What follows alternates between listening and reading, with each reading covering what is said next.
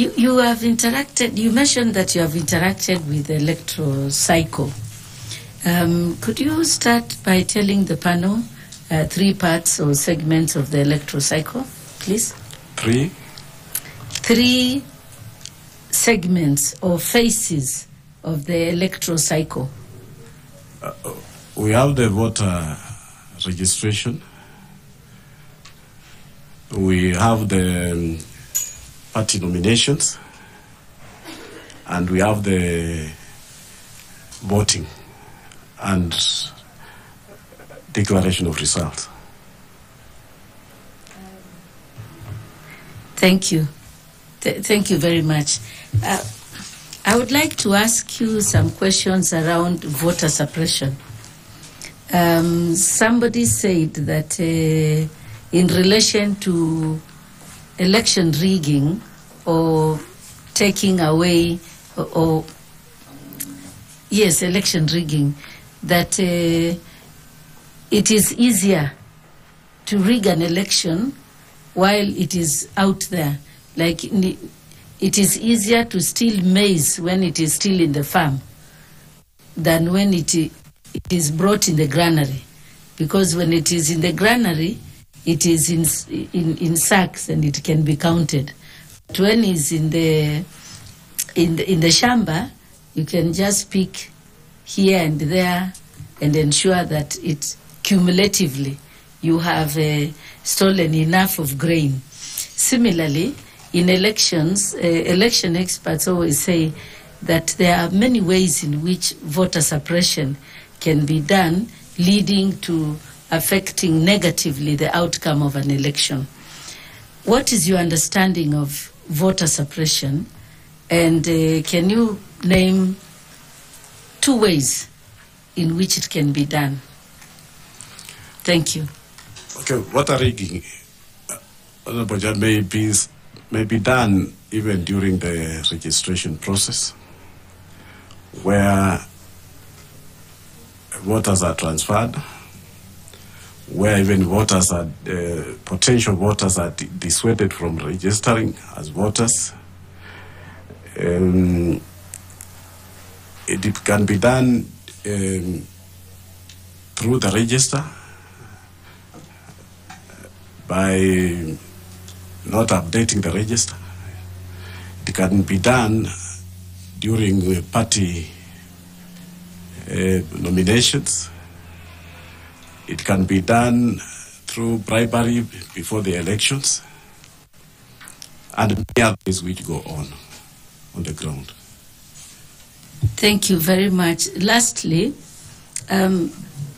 what would be, should we recommend you for nomination for this process?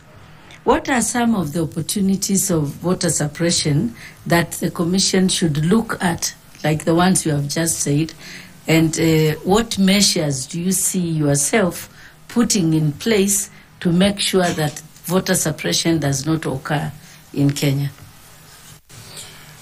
Thank you, Chair.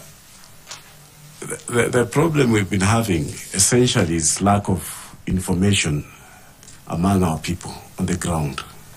So one of the measures the Commission or I'll put in place, we shall have a robust strategic communication framework so that the people are informed from even prior to the registration process about their civic rights, about their civic obligations, about the programs of the Commission, the timelines and timings, and their roles. So that by the time we are going to register the voters, we have sufficient, adequate information among the people of what they are supposed to do. We shall also, in that regard, ensure that we undertake comprehensive voter update of the voter register to engage with other agencies of government, including the registration, so that at any given time our register remains as much updated as possible.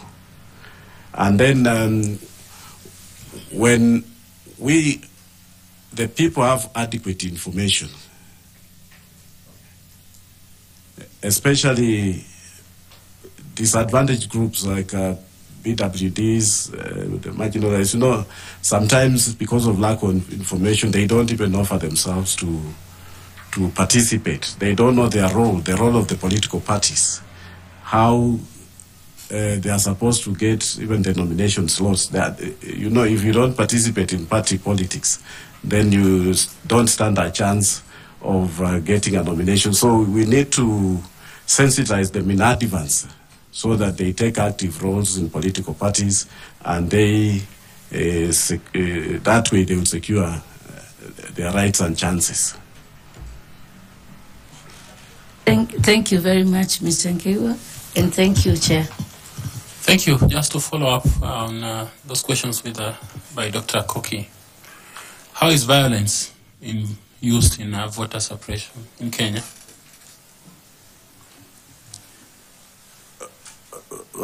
Violence is a very common occurrence, and of course now violence, mostly people exploit our youth.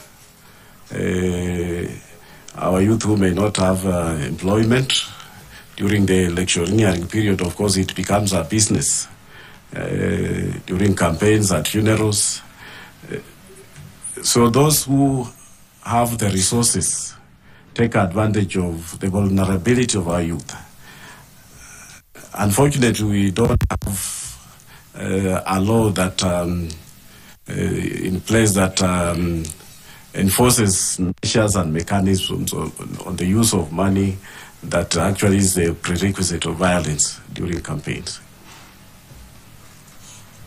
Okay, thank you. FCP Etanui, would you like to ask your questions?